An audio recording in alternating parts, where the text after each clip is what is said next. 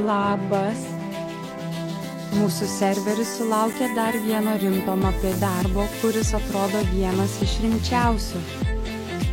Buvusioje BMX arenos vietoje įkurdintas populiariausio serverio darbo taksi bazė. Bazė erdvi ir bei kviečianti prisijungti prie šio darbo. Šalia įsikūrė naujas namų rajonas, kuriame rasite degalinę bei greitojo maisto užkandinę Hesburgerį. Šis rajonas taip pat turi naują įvažiavimą šalia buvusių bėgių. Taip pat perkonstruoti bėgiai ir sukurtas naujas kelias į stotį, kuriuo greičiau ir patogiau pateksite į miesto centrą.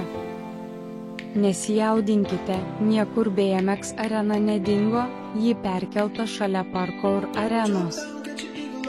Kaip jūs vertinate šį MAPI atnaujinimą?